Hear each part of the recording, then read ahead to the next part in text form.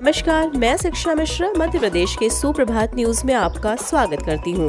दोस्तों, मध्य प्रदेश की तमाम फटाफट खबरों को जानने के लिए हमारे चैनल को सब्सक्राइब जरूर करें।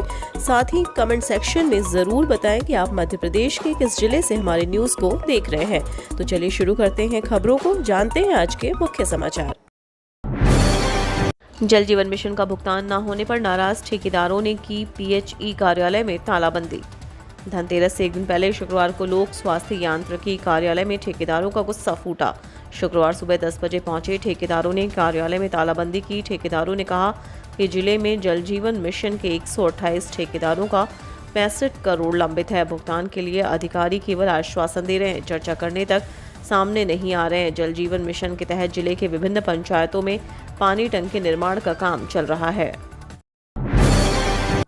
SBI के ग्राहकों को दिवाली से पहले तोहफा, बैंक ने फिक्स्ड डिपॉजिट पर बढ़ाया ब्याज। दिवाली से पहले स्टेट बैंक ऑफ इंडिया ने अपने ग्राहकों को तोहफा दिया है। SBI ने फिक्स्ड डिपॉजिट पर ब्याज दर में वृद्धि की है। नई दर 22 अक्टूबर से प्रभावी होगी। स्टेट बैंक ने इंटरेस्ट रेट में 80 बेसिस पॉइंट्स तक बढ़ोतरी की है। इससे पहले 15 अक्टूबर को FD पर ब्याज दर बढ़ाया था। इस वृद्धि के बाद न्यूनतम इंटरेस्ट 3% और अधिकतम 6.25% हो गया है। मध्य प्रदेश में शिक्षकों के तबादले, स्कूल शिक्षा मंत्री ने छीने प्रभारी मंत्रियों के अधिकार। प्रभारी मंत्रियों को जिलों में चतुर्थ श्रेणी कर्मचारियों तक के तबादले करने का अधिकार है, पर वह शिक्षकों का स्थानांतरण नहीं कर सकते। स्कूल शिक्षा विभाग ने उनसे ये अधिकार छीन लिया है। प्रदेश में 49,931 शिक्षकों ने तबादले की अर्जी लगाई है। आदेश शनिवार से निकलने शुरू हो जाएंगे। इसमें से एक में भी प्रभारी मंत्री का अनुमोदन नहीं कराया गया है। एक प्रभारी मंत्री ने इसे स्कूल शिक्षा राज्य मंत्री की मनमानी बताया है। मध्य प्रदेश में 2023 के विधानसभा चुनाव में दल बदल वाली 30 सीटें बनेंगी निर्णायक। उपचुनाव की जिन विधानसभा सीटों ने 2020 में भाजपा को सत्ता के लिए जादुई आंकड़ा दिया था, वहीं अगले साल होने वाले विधानसभा चुनाव में कड़े मुकाबले के संकेत दे रहे हैं। यानी लगभग 30 ऐसी सीटों पर भाजपा और कांग्रेस में कड़े मुकाबले के आसार हैं, जहां उपचुनाव हो चुके हैं। इनमें ऐसी 25 सीटें हैं जहां कांग्रेस के विधायकों ने इस्तीफा दिया और उपचुनाव में भाजपा के विधायक बनकर विधानसभा पहुंच गए। आबादी का दबाव कम करने बड़े शहरों के नज़दीक अब नए शहर बसाएगी मध्य प्रदेश सरकार।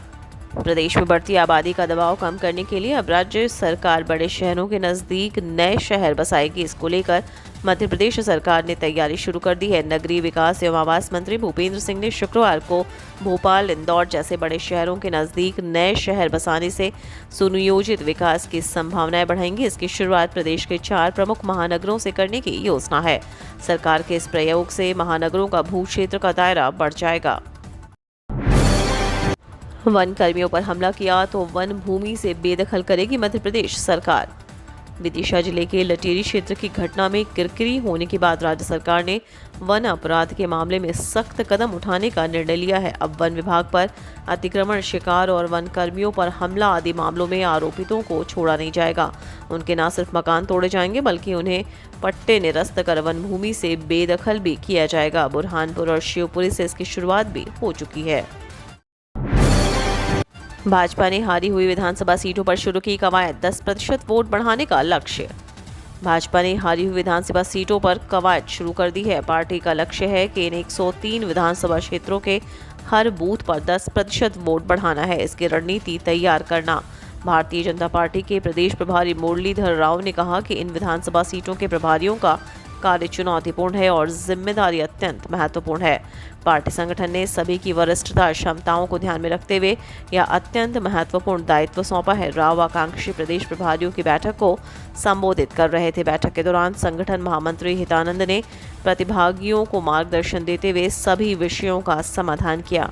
संचालन प्रदेश महामंत्री भगवान दास सबनानी ने किया। मध्य प्रदेश बनेगा ई-व्हीकल पार्क, मुख्यमंत्री ने निवेशकों को किया आमंत्रित। प्रदेश में निवेश को बढ़ावा देने के लिए सरकार नए नए क्षेत्रों में उद्योग लगाने के लिए निवेशकों को आमंत्रित कर रही है। मुख्यमंत्री शिवराज सिंह चौहान ने शुक्रवार को पुणे में महाराष्ट्र के कई उद्यमियों से चर्चा की। उन्होंने बताया कि आगामी समय इलेक्ट्रिक वाहनों का है। इसे देखते हुए प्रदेश में इलेक्ट्रिक वाहन कंपनियों के लिए पार्क बनाने का निर्णय लिया गया है। इन्हें निवेश प्रोत्साहन नीति के तहत सभी तरह की सुविधाएं उपलब्ध कराई जाएंगी। उन्होंने निवेशकों को भरोसा दिलाया कि प्रदेश में सिंगल विंडो सिस्टम है, किसी भी क्षेत्र में काम करने में कोई समस्या नहीं आने दी जाएगी। यूजी पीजी कोर्स में प्रवेश 2 महीने लेट, फर्स्ट ईयर की परीक्षाएं प्रभावित। देवी अहिल्या विश्वविद्यालय की अध्ययनशालाओं में संचालित यूजी पीजी कोर्स में प्रवेश प्रक्रिया 2 महीने देरी से चल रही है। इसका असर शिक्षा सत्र के एकेडमिक कैलेंडर पर पड़ा है। जुलाई अगस्त में शुरू होने वाली फर्स्ट सेमेस्टर की कक्षाएं नवंबर से दूसरे सप्ताह में लगेंगी। इसके चलते फर्स्ट सेमेस्टर की परीक्षाएं प्रभावित हो चुकी हैं। 2 महीने पिछड़ी इन परीक्षाओं ने विद्यार्थी परेशान है। पहले जहां विश्वविद्यालय विभागों में दिसंबर में फर्स्ट सेमेस्टर की परीक्षा करवाई जाती है, जो सत्र 2022-23 में फरवरी में परीक्षाएं शुरू होंगी। उधर कुलपति डॉक्टर रेणु जैन ने सभी विभागाध्यक्षों को जल्द सिलेबस पूरा करने को कहा है, ताकि परीक्षाओं को फरवरी में करवाना आसान हो सके। FATF की बैठक में बड़ा फैसला, पाकिस्तान ग्रे लिस्ट से हुआ बाहर। फाइनेंशियली एक्शन टास्क फोर्स ने पाकिस्तान को ग्रे लिस्ट से बाहर कर दिया है। पहले ही कयास लगा रहे थे कि पाक को इस बार राहत मिल जाएगी, अब उसी दिशा में फैसला लिया गया है। 2 दिन तक FATF की बैठक हुई, जिसमें कई मुद्दों पर विचार किया गया। पाकिस्तान FATF की ग्रे लिस्ट में 2018 से है। पाक द्वारा मनी लॉन्ड्रिंग पर एशिया पैसिफिक ग्रुप के साथ काम करने, एंट्री मनी लॉन्ड्रिंग और आतंकवादी विरोध वित्त पोषण प्रणाली को बेहतर बनाने के चलते यह फैसला लिया गया है। दिवाली पर कर्मचारियों के परिजनों को मिला अनुकंपा नियुक्ति का तोहफा। विवादों में घिरे रहने वाले ग्वालियर नगर निगम ने दिवाली से पहले एक ऐसा काम किया जिसकी वजह से उसकी प्रशंसा की जानी चाहिए। हालांकि ये काम प्रशासनिक प्रक्रिया का एक हिस्सा है, लेकिन इसे दिवाली से पहले करने की वजह से यह विशेष हो गया है और तारीफ के काबिल भी हो गया है। हेलमेट अभियान पर फिलहाल रोक, भाई दूज तक वाहन चालकों को राहत। मध्य प्रदेश हाई कोर्ट के आदेश पर प्रदेश में हेलमेट को लेकर शुरू हुई पुलिस की कार्रवाई से फिलहाल कुछ दिन की राहत मिल गई है। पुलिस ने दीपावली पर्व के चलते हेलमेट अभियान को स्थगित कर दिया। हालांकि इस दौरान ऐसे वाहन चालकों को जरूर समझाइश दी जाएगी जो हेलमेट नहीं लगाते हैं। अवकाश निरस्त किए जाने के आदेश से कर्मचारी आक्रोशित, दिए चेतावनी। पंजीयन विभाग के कर्मचारी धनतेरस के अवकाश वाले दिन ऑफिस खोले जाने के आदेश से आक्रोशित हैं। मध्य प्रदेश पंजीयन विभाग अधिकारी कर्मचारी संघ ने महानिरीक्षक पंजीयन के आदेश के खिलाफ विभागीय मंत्री जगदीश देवड़ा को पत्र लिखा है। पत्र में संघ ने कहा कि धनतेरस आज को कोई भी अधिकारी कर्मचारी कार्यालय नहीं जाएगा, इसलिए उप पंजीयन कार्यालय खोले जाने का आदेश वापस लिया। नर्सिंग कॉलेजों को सुप्रीम कोर्ट से राहत, CBI जांच पर लगाई रोक। सुप्रीम कोर्ट ने नर्सिंग कॉलेजों की CBI जांच पर रोक लगा दी है। इस आदेश से कॉलेजों को बड़ी राहत मिल गई। कोर्ट ने मध्य प्रदेश शासन व मेडिकल यूनिवर्सिटी जबलपुर को नोटिस जारी कर 4 सप्ताह में जवाब मांगा है। 29 नवंबर को स्पेशल लीव पिटीशन की सुनवाई फिर से होगी। राशन वितरण के नियमों में बड़ा बदलाव, लाभार्थियों को 2 बार लगाना पड़ेगा अंगूठा।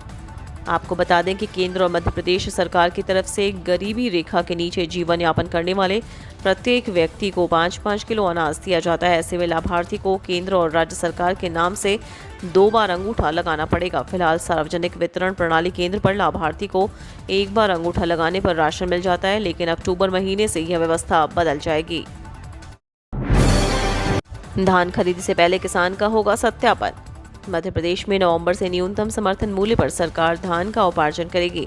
8 लाख किसानों ने उपज बेचने के लिए पंजीयन कराया है। पात्र किसानों से ही उपार्जन हो, इसके लिए सरकार राजस्व विभाग के कर्मचारियों से यह पता लगाएगी कि किसान ने धान की बोवनी की थी या नहीं, उसका रकबा कितना था, अनुमानित उत्पादन कितना हो सकता है। इन तथ्यों की पड़ताल के बाद ही किसान से उपज खरीदी जाएगी। यह कदम इसलिए उठाया गया क्योंकि पिछले साल गेहूं के उपार्जन के समय 44,000 खसरे ऐसे पाए गए थे जिनका पंजीयन तो कराया गया, पर वहां खेती ही नहीं हो रही थी।